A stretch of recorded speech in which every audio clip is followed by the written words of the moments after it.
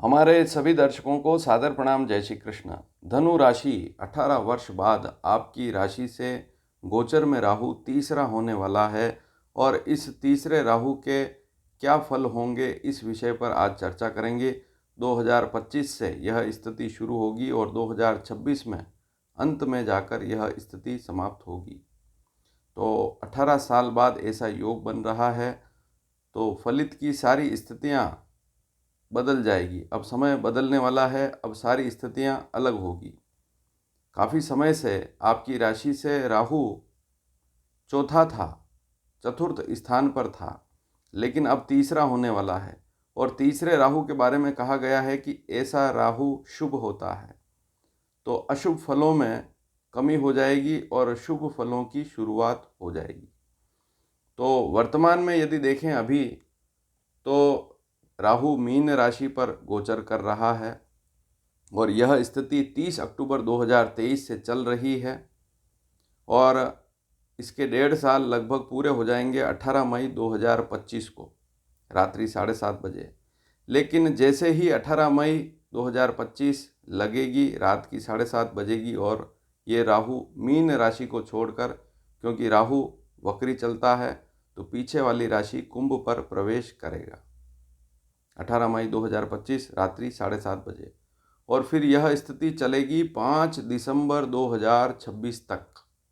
1.5 साल तक यह स्थिति अब चलने वाली है। तो 1.5 साल अर्थात 5 दिसंबर 2026 रात्रि 9:25 तक यह राहु कुंभ राशि पर ही रहेगा। तो यह 1.5 साल कैसा रहेगा, क्योंकि 18 साल बाद ही ऐसा योग बनता है। तो धनु राशि, धनु, मकर और कुंभ, धनु से अगर गणना करें कुंभ तक, तो धनु, मकर और कुंभ, चाहे स्त्री हो पुरुष हो, चाहे आप किसी भी आयु के हैं, यदि आपकी चंद्र राशि धनु राशि है तो यह जानकारी आपके लिए उपयोगी है। कुछ सावधानियां भी हैं, उनको भी ध्यान में जरूर रखें, लेकिन तीसरा राहु लगभग शुभ ही होता है, ऐसा ज्योतिष शास्त्र में लिखा गया है। और चंद्र कुंडली के आधार पर गोचर की स्थितियां देखी जाती है। तो चंद्र कुंडली देखेंगे तो पहले भाव में 9 का अंक लिखा हुआ होगा और चंद्रमा लिखा हुआ होगा, और लग्न कुंडली भी देखेंगे तो उसमें आपको पता लगेगा कि यदि आपकी धनु राशि है तो चंद्रमा 9 नंबर अंक पर लिखा हुआ मिलेगा। और राहु के बारे में यह भी कहा गया है कि जब किसी राशि पर राहु गोचर प्रारंभ करता है तो उससे 3 महीने पहले ही उसके थोड़े थोड़े प्रभाव शुरू हो जाते हैं। तो यह भी ज्योतिष शास्त्र में लिखा है।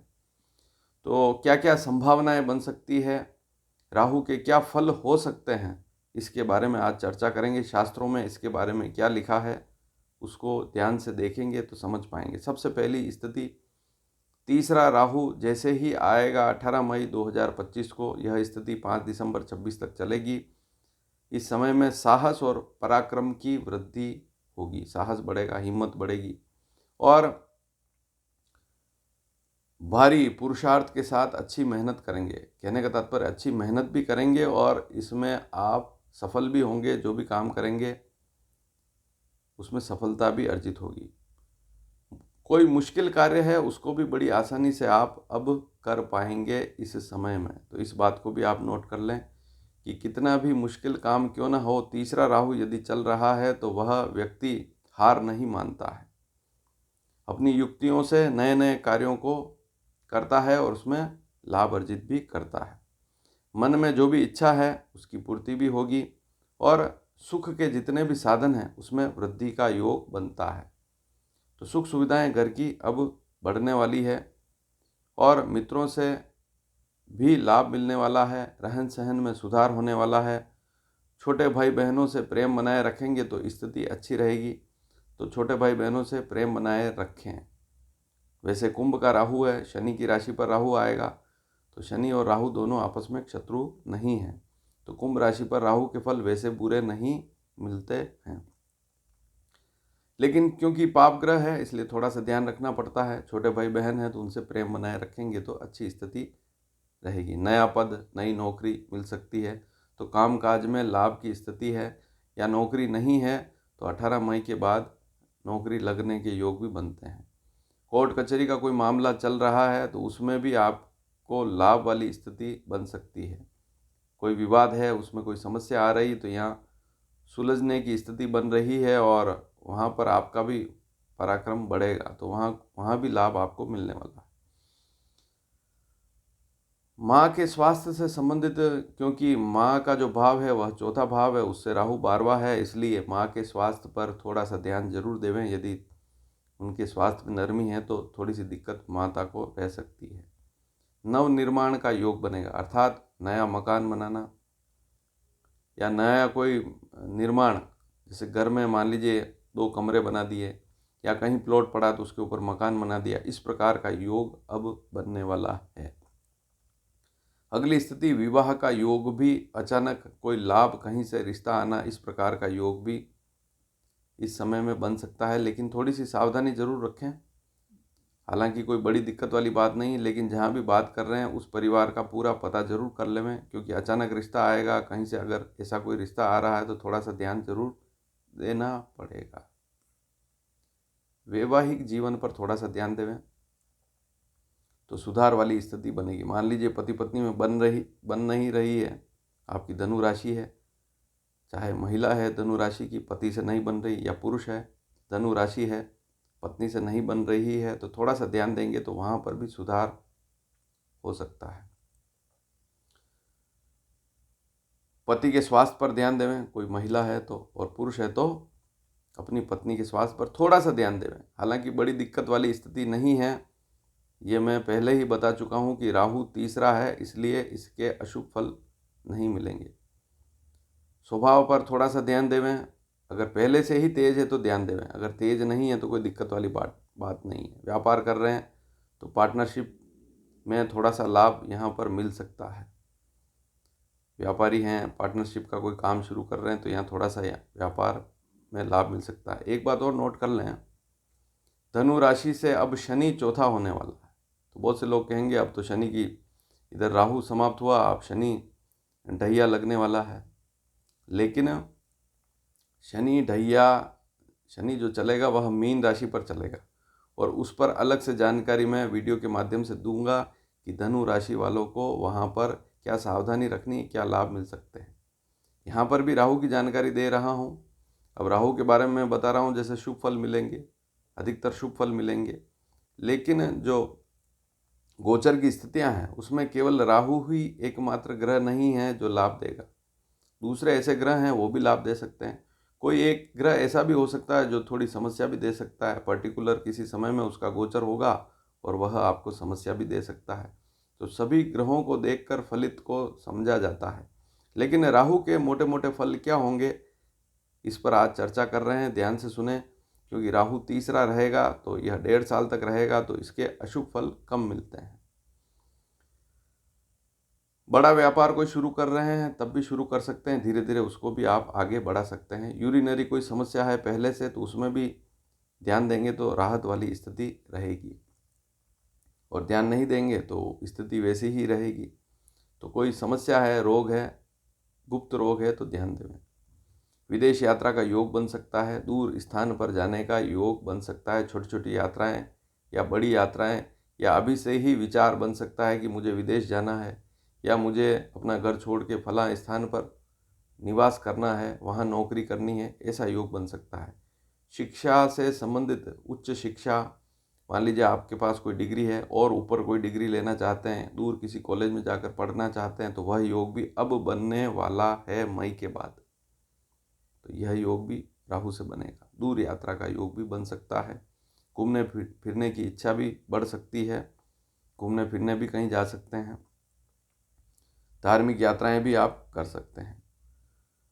उच्च शिक्षा, मैं बता ही चुका हूं कि उच्च शिक्षा का लाभ मिलता है। अगर आप एक्स्ट्रा कोई कोर्स करना चाहते हैं तो राहु वहां पर लाभ देगा। धार्मिक स्वभाव बनाए रखेंगे तो अच्छी स्थिति रहेगी। धर्म में रुचि रखेंगे तो अच्छी स्थिति रहेगी। यदि आप धार्मिक नहीं हैं तो अब जरूर ध्यान देवें, क्योंकि राहु के फल जैसे जैसे आप धार्मिक बनेंगे ज़्यादा, वैसे वैसे राहु के अशुभ फल कम होंगे, शुभ फल ज़्यादा मिलेंगे। पिता से लाभ मिल सकता है या पैतृक संपत्ति से संबंधित कोई लाभ मिल सकता है, लेकिन पिता के स्वास्थ्य में कुछ नरमी जरूर रह सकती है, तो इस बात पर ध्यान देवें। यदि पिता के स्वास्थ्य में, तो माता पिता दोनों के स्वास्थ्य में अगर किसी प्रकार की नरमी है तो जरूर ध्यान देवें। व्यर्थ आडंबर या अंधविश्वास से दूर रहें। तो कोई ऐसा काम ना करें जो वास्तविक दृष्टि से देखें तो ऐसा काम संभव ही नहीं है, या अंधविश्वास में कहीं पढ़कर कोई काम कर रहे हैं तो ऐसा काम बिल्कुल ना करें, आडंबर में बिल्कुल ना पड़ें। बहुत सी बार ज्योतिष में भी देखा गया, दुनिया भर के ऐसे टोटके बताए जाते हैं जो वास्तव में कहीं पुस्तकों में लिखे हुए होते नहीं हैं, या आजकल तो बहुत सारी पुस्तकें छप जाती है, जो मर्जी चाहो छाप सकते हो, लेकिन पुराने शास्त्रों में बहुत सारी बातें जो लिखी है वह वैज्ञानिक दृष्टिकोण से लिखी गई है और सही, सटीक और सुगम उपाय लिखे गए हैं।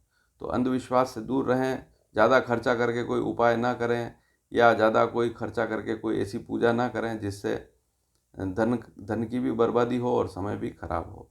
घर पर बैठकर स्वयं ही भगवान की पूजा करेंगे तो वहाँ लाभ विशेष मिलता है। तो इस बात पर ध्यान देना बहुत ज़रूरी है।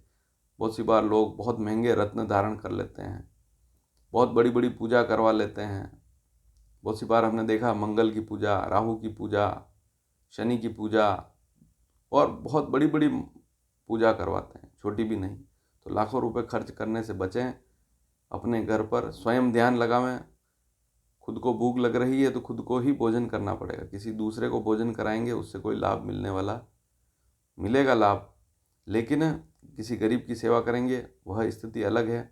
लेकिन अगर आप स्वयं ही कोई ऊर्जा प्राप्त करना चाहते हैं तो स्वयं को ही मंत्रों का उच्चारण करना पड़ेगा। मंत्र सिद्धि या कोई मंत्र है उसका पाठ स्वयं करेंगे तो ज़्यादा लाभ मिलेगा। तो इस बात पर ध्यान जरूर देवें। तो कुल मिलाकर परिश्रम, साहस, हिम्मत की वृद्धि होगी और अपनी युक्तियों से, आप गुप्त युक्तियों से भी आप लाभ अर्जित करेंगे, अच्छा लाभ अर्जित करेंगे। लेकिन उल्टे सीधे काम बिल्कुल ना करें, क्योंकि बहुत सी बार आपको लाभ अच्छा भी मिल सकता है, कहीं से लाभ की स्थितियां बन सकती है, तो वहाँ किसी दूसरे को नुकसान पहुंचाकर अपना लाभ ना करें। इस बात पर ध्यान दें।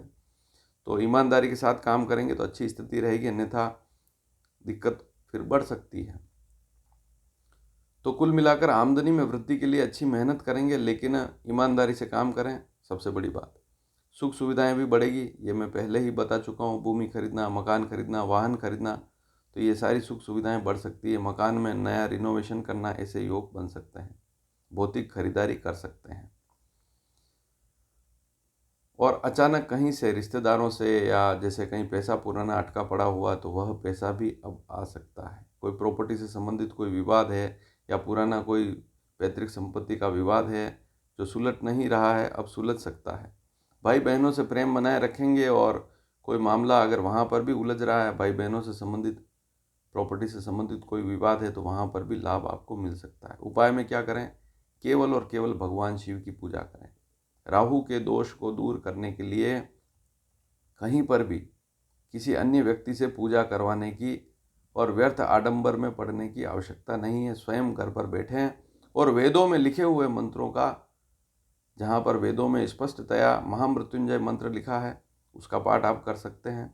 इसके अलावा आप केवल ओम नमः शिवाय मंत्र का भी जाप करेंगे तो आपके लिए यह 1.5 साल काफ़ी अच्छा रहेगा। तो भगवान शिव की अधिकतम उपासना करें, गरीबों की सेवा करें। बहुत ज़्यादा दुखी हैं, उनकी सेवा करने से, उनको भोजन कर देने से भी लाभ मिलता है। लेकिन खर्च उतना ही करें जितना आवश्यक हो। लिमिट से ज़्यादा पूजा पाठ करना, लिमिट से ज़्यादा खर्चा करना, लिमिट से ज़्यादा दान करना, बहुत सी बार होता है कि व्यक्ति के पास पैसा है ही नहीं और लाखों रुपए का कर्जा लेके भी बहुत से लोग दान कर देते हैं किसी के कहने से। तो ऐसा काम भूल कर भी ना करें। जितने सक्षम हैं उतना ही काम करेंगे तो अच्छी स्थिति रहेगी। तो भगवान शिव की अधिकतम पूजा करें। हनुमान जी की पूजा करने से भी राहु के दोष दूर होते हैं, तो थोड़ी थोड़ी मात्रा में उसको भी कभी कभी आप मंगलवार शनिवार हनुमान जी की पूजा भी कर सकते हैं। कुल मिलाकर तीसरा राहु है, इसके फल ज्योतिष शास्त्र में शुभ कहे गए हैं। ज्योतिष शास्त्र के आधार पर ही यह जानकारी आपको दी जा रही है। तीसरा राहु बुरा नहीं होता है, गोचर में अगर आ जाए तो उसके फल अच्छे होते हैं। वीडियो पसंद आए तो शेयर ज़रूर कीजिएगा। चैनल को सब्सक्राइब करना बिल्कुल ना भूलें। धन्यवाद। जय श्री कृष्ण।